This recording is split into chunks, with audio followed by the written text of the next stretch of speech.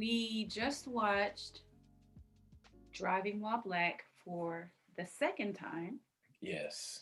Yes, we Um, did. First we time was hard. second time Second harder, time was harder. especially in lieu and in the fact that we live in the South. Hmm. We live in Arkansas, which is our beloved hometown. However, Arkansas has a very dark history um, of racial terror lynchings in our state, um, being the 492. 492 documented, which means there's probably 100 more that we know nothing about, and That's a small number. I think it's higher. probably more. And very daunting to think about, but the third highest in the country Yes. uh, of Yes. racial terror lynchings. And so when we were looking at this documentary and for the second time and thinking about how um, our past informs what is going on right now, what's happening in with policing in America. It's all connected. It's very much so, and it's I challenge people when they say that it's not, and that we need to move forward and think of more in the future about what it is that we need to do and how we don't need to dwell on things and on past issues, understanding that our past issues inform our present. Hmm. If you don't know anything about a backstory or what has happened in the past, what has caused intergenerational traumas to continue throughout the lives of BIPOC communities, that um, that not knowing that will make someone not understand what is happening now, that we can't stop what we don't know, right? we Yes. we can't strategize on the Yes. things That that is we correct. we know nothing about, like what has happened in the past, who's done what in the past to try to uh amend or cut off or stop or control and or seek justice, advocate for injustices of the past. Hmm. So with watching this, this this idea of, and also the statement that author and historian Gretchen Soren said is about mobility Yeah. is the essential is essential to freedom. Indeed. How very true that is. Indeed. And And in this yeah, this documentary, it really lays down the framework for the argument for mobility justice, oh man, for spatial justice, absolutely, even economic justice. They're yes, all tied in there. yes. And uh, I remember the first time I watched it, uh, the first thing that came into my consciousness was the vivid memory of prom night when I was at Central High School Talk back about in it. 1988. Yeah. And, had my tux on, looking all good. And my young lady, me 17, she's 16, and me trying to show, like, yeah, I'm a man. I can, Yeah. let's go look at some houses we can buy. In my nice Yeah, car indeed. that my mom owns, but I'm driving Indeed. it. You bringing that up. Nobody else knew, but still, anyway. Mhm. But so we're just driving around, going through the heights and everything, just looking at these houses. And next thing you know, we're accosted by this police car that it wasn't a Little Rock police car. Mhm. Didn't know where it was. And, it was very traumatizing. And, I was literally shaking. Mhm. And after it was over, the night ended for us. Yeah. We no longer had the mobility of enjoying our prom night. Right. I went straight home. Or the freedom, right? Or the freedom. And my mom set me down and had that talk with me. The talk. The talk. Mm. And she told me right then and there that you were in K-Mac Village. And I'm Mm. like, K-Mac, I thought I was in Little Rock. Then she said, no, you were in K-Mac Village. That's a sundown town, and we do not go there after dark. Matter of fact, we do not go there at all. Mm. Interesting that you said that, because sad story, of course, because we're talking about mobility being Yes, essential to freedom, and yes, how all you guys were doing as young prom dates, teens, wanting to just kind of cruise the city and see what else was out there. And hmm, also, I remember you uh, talking to me about this story before, sharing it with our viewers, but definitely talking about how, uh, as if we stay on another side of town and we don't always see the beauty in Arkansas yes, and see the $100,000 plus how homes that or $1 million homes or whatever that are built, and it's almost like a whole nother world, yeah, like we're in just a whole nother and city. even at night, the way the houses are lit up and the Yeah, neighborhoods are lit up is so it's so beautiful and everything. beautiful. So And so that's you're what we trying, were trying to yeah, experience. trying to experience that, and that's normal,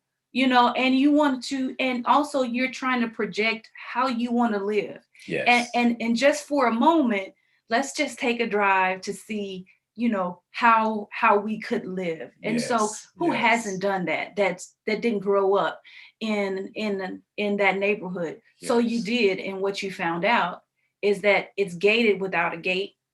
yes. uh I like the it way is you said that. It's gated without a gated gate. without a gate.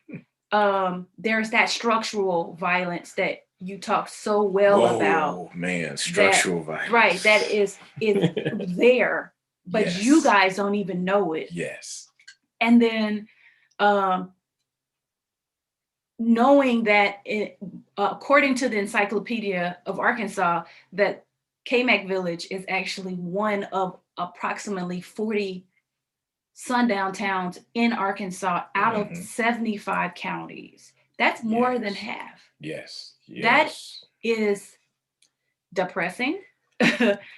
um, And at the it's same time, yeah, it's true.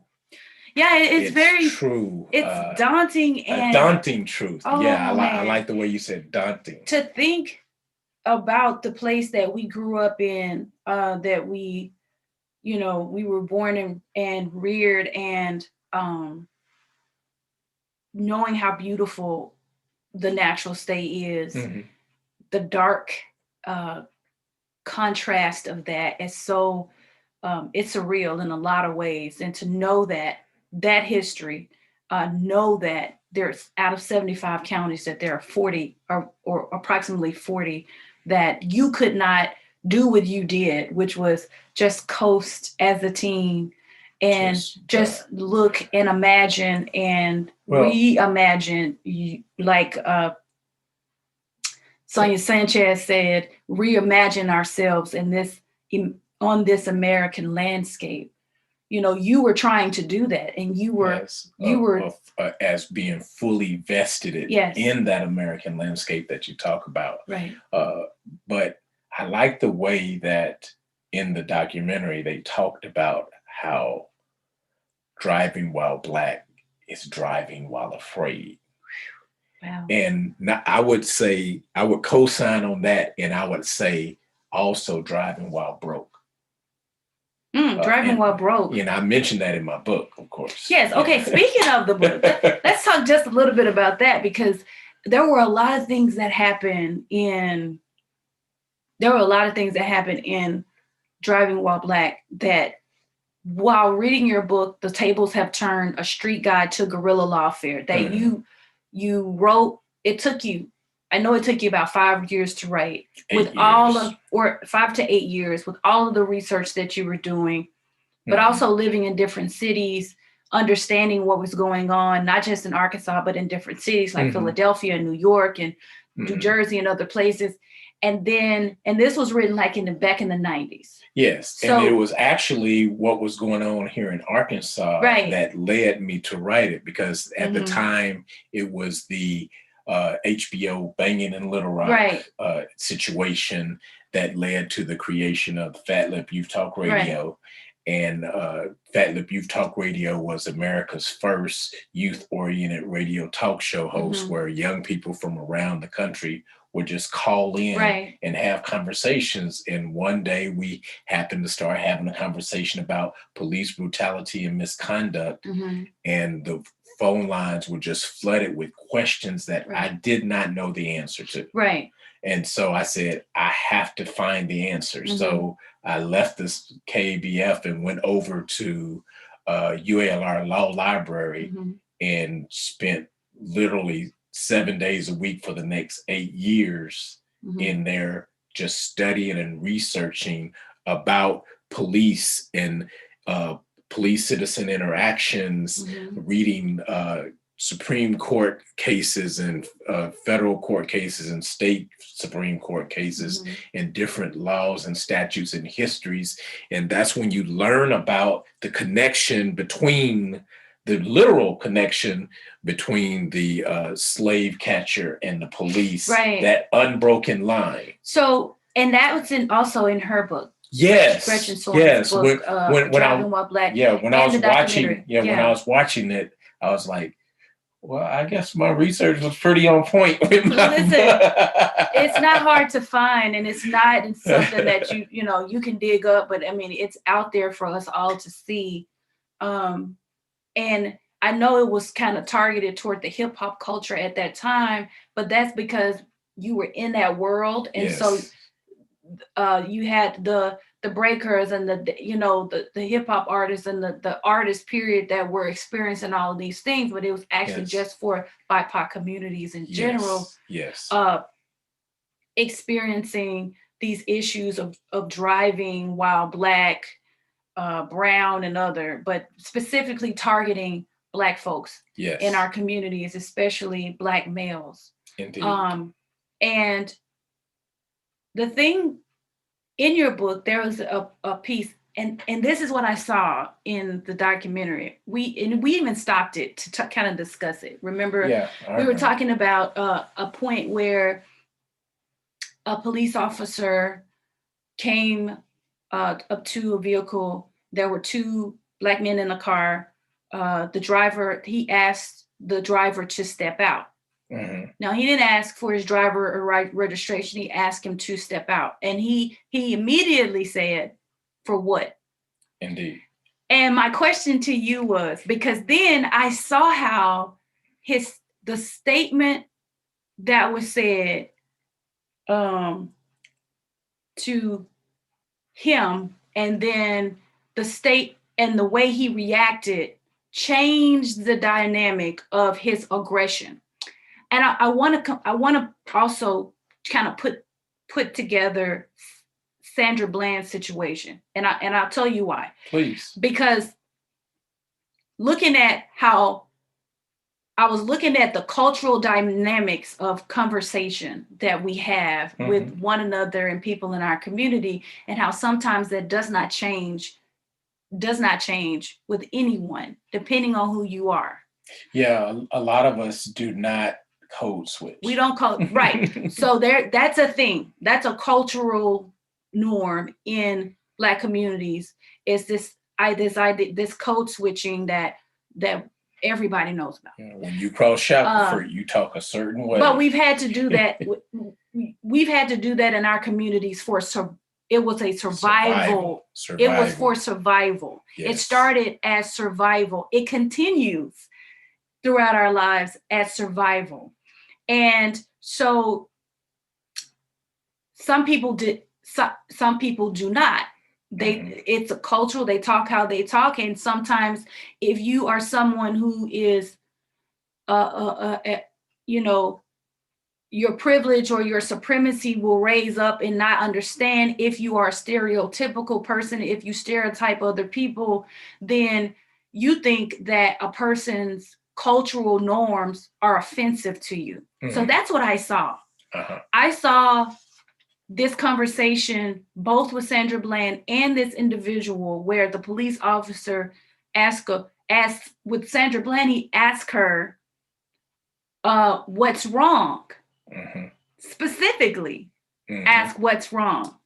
She then, very Told him what's irritated wrong. by him stopping her for moving out of his way, but not signaling, but moving out of Yeah, his way, changing lanes to move out his way. explained, well, you stopped me. I was moving, trying to move out of the way, and you're stopping me for not signaling, and she was clearly irritated, and rightfully so. Mm-hmm. But he asked the question, okay, and she answered it, not the way he wanted it, because when she answered it, and he did not like the answer, which was, to me, which is how it escalated to where it went. Same thing. Hold on just a second, because I'm getting to something. Same thing happened with this gentleman that on the documentary Driving While Black. He told him, he said, get out of the car. He said, for what? He didn't say it like, officer, may I ask respectfully why you want me to get out of the car? He said, for what? He didn't like that. It was apparent because the interaction changed. Well, in what I was, my question to you, before you jump, because I know you want to get to this. No. My question to you is, and in your book you talk about it. Yes. Police officers have a right or duty. And my question when we were watching this is, does it matter the inflection or the energy in which the citizen police interaction happened, as far as a citizen asking why, for what? Or you asked me how I felt, so I told you, maybe in not the way you wanted me to tell you, but I did. I'm clearly irritated. Do they still have to tell you, even if it's the inflection is, or it's not how they wanted it, do they still have to let you know, yes, why they are pulling you over? Yes. Why they are asking you to step out of the vehicle? All of those things, because in these interactions, these police officers behaved as if they owed them no explanation whatsoever. So my question was that's life. That's life. That's life that I have lived my entire 50 years, and 35 of those have been as a driver. Right. And I've run across many a times where a law enforcement officer felt like he did not owe me an explanation for anything. So let me just reference what you've done. You were a paralegal.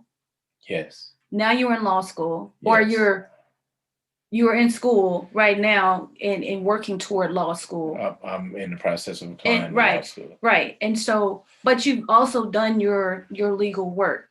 And in your book, you talked about the duty of the police officer, or civic or whatever. So you talk about that. Tell me, you said yes. So you had added something else when we talked about it. Like, there was something else, like a legal jargon that you put in there. Here's the thing is, the police officer, first and foremost, they should be trained to handle any situation, no matter what. Absolutely.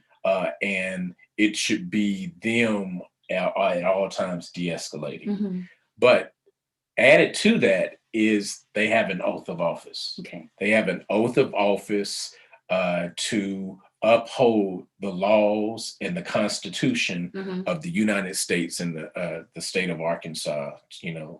So in doing that, they have a higher duty to the citizen than the citizen has to them. Matter of fact, the citizen has no duty to the police officer. Gotcha. The police officer has much duty to the citizen. So, but it's somehow has been flipped, where it's vice versa, where they believe that we have a duty to them to jump when they say jump, how high and everything. And we're not allowed to ask them questions or anything. And just watching this racial profiling and these stops and things like that going on, it seems, and this is my personal opinion, it seems as if there is a uh adrenaline rush of some kind of what you just said about the how high, or uh this whole, energy of, oh, I want you to be afraid of me. It's sort of almost a bullying type energy is what I noticed in these interactions. Yes, uh it's definitely bullying.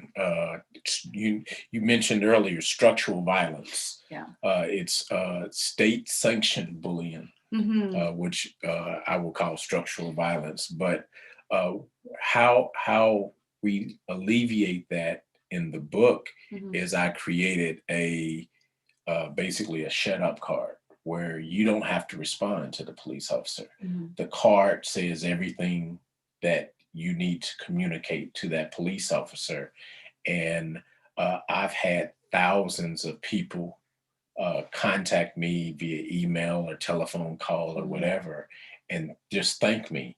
Mm-hmm. Thank you for putting this shut up card Yeah. so that I can To use put it it. So, nicely, huh? yeah, indeed. So you hand that shut up card to the police officer along with your license, and you don't have to say anything else.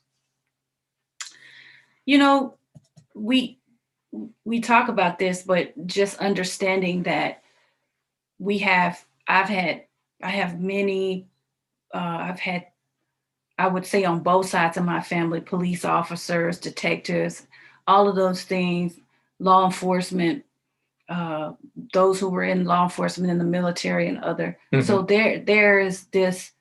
there is not this disdain or anything for law or law Oh enforcement. no, However, I have police yes, officers and attorneys in my yes, family as well. So absolutely. But we're talking about driving while black, and so we yes. understand that this uh, this documentary, spanning from uh, The slave 19th enslavement, century to the right? 21st century. Enslavement to the 21st century at this point has a history of this type of violence, and um, and it's just time for it to, like, there has to be a plan, and this plan is trying to make sure that our police departments, our as far as the training, and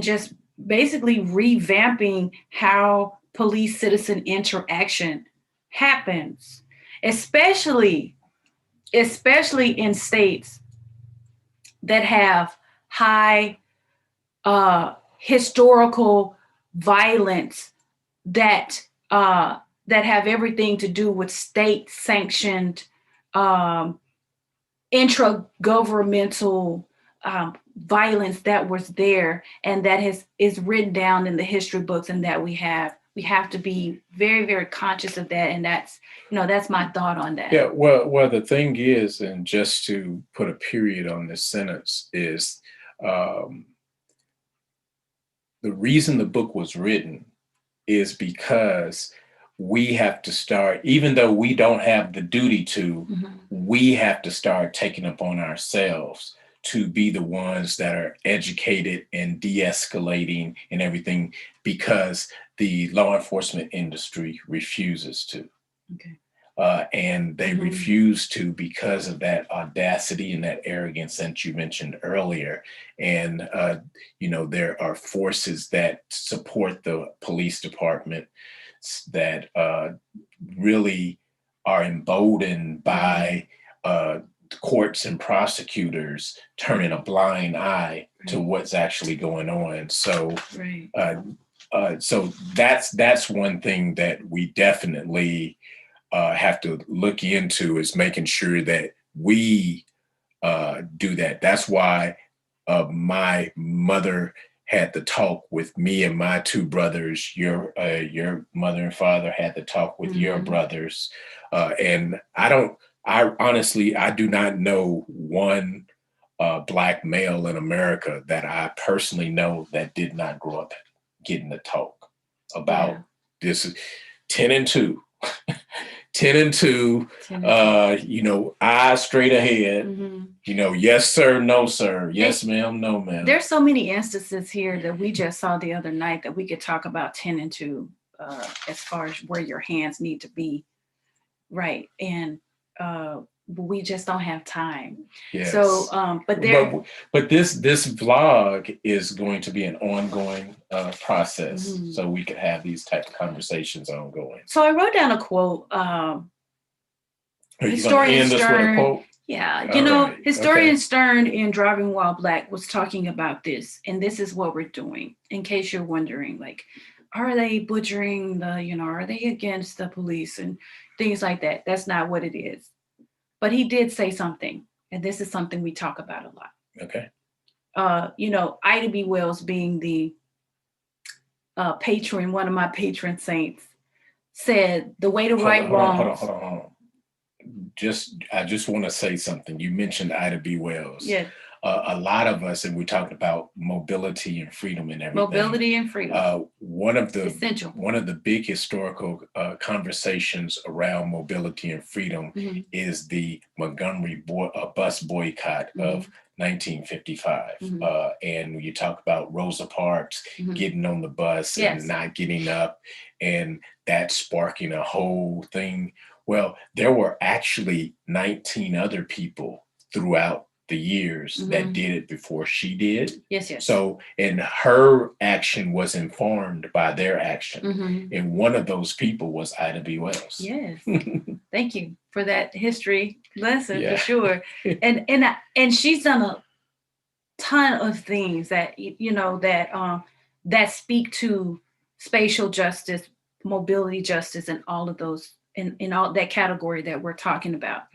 But her first thing, which it mirrors what Mr. Stern said, was the way to right wrongs is to turn the light of truth upon them. Yes. He made a statement in Driving While Black that we are going to have to engage in basically engage history with brutal honesty. Yes, now I love that quote. And this is so true to what's going on in legislation in Arkansas, what's going on with the history of Arkansas, and how we continue to perpetuate certain structural violence throughout this state. Yes. And we will have to engage in brutal honesty when it comes to history, and especially the history of where we live. So, and I encourage people to do so, because in order for us to have these conversations, in order for us to heal, we have to talk about it, and we have to be brutally honest. Yes. We have to be, we have to turn the light of truth upon it, and we have to be truthful and honest about what's going on. Yes. In order for us to move forward, Sankofa, we got to look back. We got to go back and get it. Forward. Right. We got to go back and get it.